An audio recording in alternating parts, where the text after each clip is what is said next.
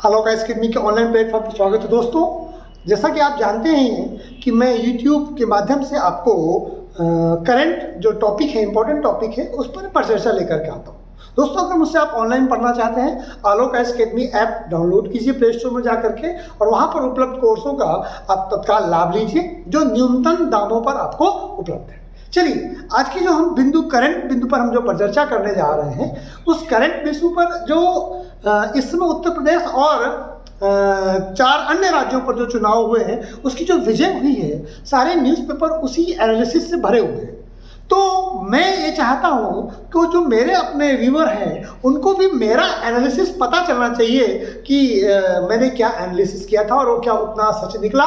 दूसरा, जो इस समय जो चुनाव हुए हैं, उसके परिणामों के मायने क्या रखते हैं। दोस्तों, 2 मायने निकल रहे हैं। पहला ये, भारतीय जनता पार्टी का जो विजय है 4 राज्यों में, उनमें से 3 राज्यों पे वो रिपीट करती है या चारों राज्यों पे रिपीट करती है, एक में 2/3 बहुमत से ज़्यादा का उसका रिपीटिशन होता है।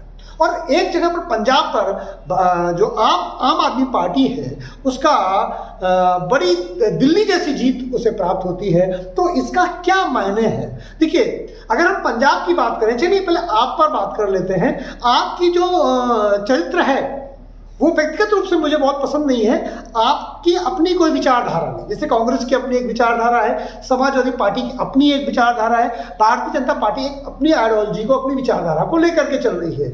लेकिन जो आम आदमी पार्टी की विचारधारा है वो लिक्विड की तरह है, जिस शेप में चाहो उसको ढाल लो, यानी वो पानी की तरह है। तो जब कोई पार्टी की एक फिक्स विचारधारा नहीं होती है तो पार्टी मेरे हिसाब से वो राष्ट्र के लिए बहुत उचित नहीं होती है। राष्ट्र को ये पता होना चाहिए कि जो ये फला पार्टी है वो जब सत्ता में आएगी तो किस तरह से काम करेगी, ये राष्ट्र को जानना जरूरी है। लेकिन आम आदमी पार्टी के मामले में आप नहीं कह सकते हैं कि उसका चरित्र क्या है। वो 300 यूनिट बिजली फ्री की बात करेगी, वो ऐसे लोक लुहान नारों की बात करेगी जो साउथ में बहुत ज़्यादा, तमिलनाडु और केरला में बहुत फेमस रहे हैं। आम आदमी की तत्काल जरूरतों को पूरा करके वो या तत्कालिक लाभ दे करके वो वोट की राजनीति कर दी है। और ये बड़ा खतरनाक ट्रेंड है। क्यों? क्योंकि विकास की राजनीति का भी उसमें होना जरूरी है। दूसरा, जो उनके बहुत खास लोग रहे अरविंद केजरीवाल जी के, कुमार विश्वास जी, उनका जो बयान है जिसमें वो पंजाब को भारत से अलग कर देने तक की महत्वाकांक्षा रखते हैं, और उसके बाद जो पंजाब के कट्टर समर्थक लोग हैं, खालिस्तानी समर्थक लोग हैं, वो आम आदमी पार्टी को तन मन धन तीनों से अगर समर्थन कहें दे रहे होते हैं तो वो गलत नहीं होता है। तो ये जो पंजाब में इस तरह की विजय है, अब एक तरफ कुआं एक तरफ खाई है। अगर वो मुख्यमंत्री उनकी बात नहीं मानता है तो उनका क्या हश्र होगा वो जानते हैं। अगर मुख्यमंत्री बात मानता है तो भारत सरकार क्या हश्र करेगी। 356 जैसे अधिकार या बहुत सारे अधिकार हैं, जब बॉर्डर स्टेट में भारत सरकार उसका उपयोग करके उस सरकार को जो इतने ज़्यादा बहुमत से 117 में से शायद 95 या 96 सीट्स वो जीत करके आती है। तो इतनी सीटें जीतने के बाद में भी आम आदमी पार्टी के लिए अब जो रहा, सत्ता प्राप्त करना एक दूसरी बात है और उसको फिर चलाना, खासकर अगर कट्टरपंथियों के सहयोग से आप सत्ता प्राप्त करते हैं तो उसे फिर रन करना, उसे चलाना और अपने आप में एक जो है कठिन बात हो जाती है। अब हम आते हैं बाकी 4 राज्यों के चुनाव की एनालिसिस करने पर। गोवा में 1 सीट कम है, पूर्ण बहुमत से सरकार दिया, 40 में से 20 सीटें हैं। और आप जानते हैं किसी भी सरकार राज्य में सरकार बनाने के लिए 50% प्लस 1 सीट की जरूरत होती है किसी भी राज्य में। तो गोवा में क्योंकि 40 सीटें हैं, उसमें से 20 सीटें मिली हैं, 1 सीट मिलते ही स्पष्ट जनादेश है, यानी लगभग गोवा में स्पष्ट जनादेश है। और उसके पास तो जो 3 निर्दलीय हैं उसको मिलाकर 2 और एक पार्टी, तो 25 विधायकों का समर्थन हो जाएगा। नहीं, लेकिन फिर भी हमें मानते हैं कि स्पष्ट जनादेश ना होते हुए भी स्पष्ट जनादेश है, क्योंकि एक विधायक भारतीय जनता पार्टी का और जीत गया होता तो पूर्ण बहुमत की सरकार वहाँ बन जाती। तो पूर्ण बहुमत की सरकार मैं उसे मान रहा हूँ। अब आते हैं उत्तराखंड में। उत्तराखंड में आप जानते हैं कि बीजेपी को 1 वर्ष के अंदर, आखिरी के 1 वर्ष के अंदर उन्होंने 3 मुख्यमंत्रियों को बदला। जो पुष्कर सिंह धामी जी, उनको 5 से 6 महीने का मुश्किल से मौका मिला था।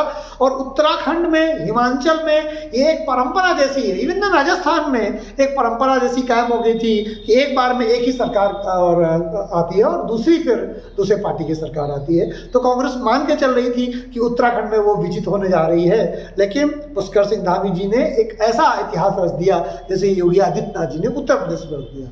उत्तराखंड के निर्माण से, लेकिन ये जो 2001 में उत्तराखंड निर्मित हुआ था उस दिन से आज तक कभी भी कोई सरकार रिपीट नहीं करती है। लेकिन धामी जी ने इतिहास रख दिया। उम्मीद करता हूं कि वो भले ही चुनाव हार गए हैं, लेकिन धामी जी को इस इतिहास को रचने के लिए अवार्ड मुख्यमंत्री के रूप में मिलना चाहिए। दूसरी बात जो हम लोग करते हैं उसमें उत्तर प्रदेश में हम देखते हैं कि 1985 के बाद 1980 में कांग्रेस आई, फिर 1985 में रिपीट करी। 1985 के बाद कोई भी पार्टी 2 बार लगातार सत्ता में नहीं आई।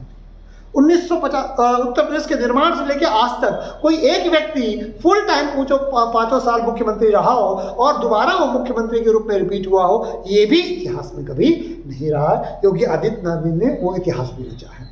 उसके बाद हम मणिपुर की बात करते हैं। नॉर्थ ईस्ट कांग्रेस का गढ़ था, लेकिन उसमें भी भारतीय जनता पार्टी वहाँ सरकार बना रही होती है और वो पूर्ण बहुमत की सरकार वहाँ उसे बनते हुए मिल गई है।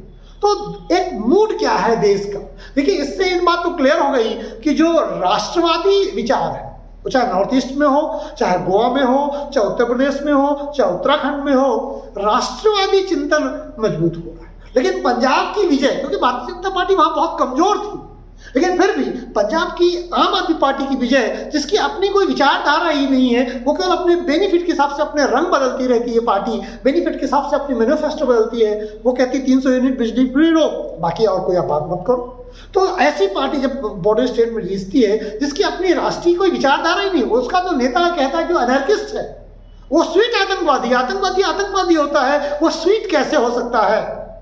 तो एक नए नए शब्दों का जो जाल गढ़ती है पार्टी, वो पार्टी जब सत्ता में आती है, वेट एंड वॉच। बहुत चीज़ें पंजाब भारत सरकार ने झेला है जम्मू कश्मीर में टेररिस्ट चीज़ों को लेकर के, तो ऐसा कुछ नहीं होने जा रहा है। लेकिन हाँ, ये सोच करके रूह जरूर कांप जाती है कि आम आदमी पार्टी अगर उस रास्ते पर चलती है जिस रास्ते की आशंका कुमार विश्वास ने स्पष्ट रूप से कहा था और जिसे अरविंद केजरीवाल ने आज तक डिनाई नहीं किया। तो ये चीज़ें बहुत देखने वाली बात है।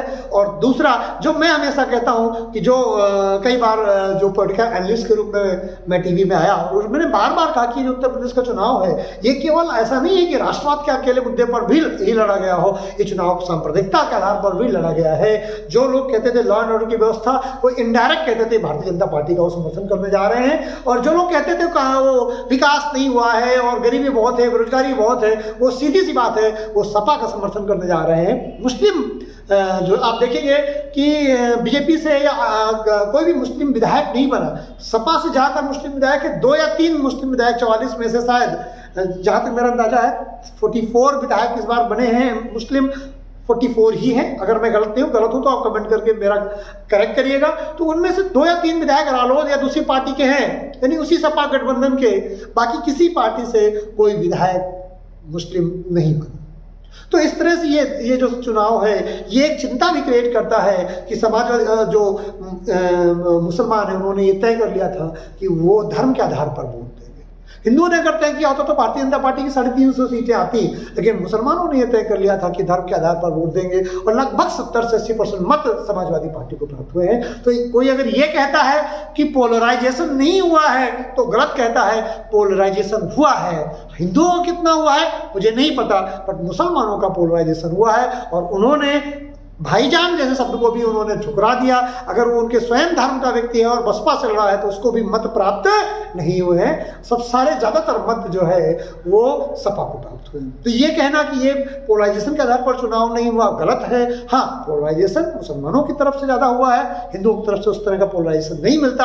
हाँ, कुछ एक्शन का रिएक्शन हमें उसमें दिखाई देता है। तो दोस्तों, आज मैंने जो एनालिसिस की ये चुनाव की, ये एक हफ्ते का जो परिचर्चा है वो परिचर्चा मैं जो है सारे राज्यों का वो आपके सामने लेकर के आया हूँ। अगर ये आपको परिचर्चा पसंद आई हो तो प्लीज़ चैनल को लाइक अवश्य करें, अपना कमेंट करें। अगर किसी बिंदु पर आप टॉपिक बनवाना चाहते हैं और उसके साथ में शेयर करें जिससे मैं आपके लिए नित्य नए वीडियो लेकर के आ सकूँ। आज की परिचर्चा हम लोग यहीं समाप्त करते हैं। नमस्कार।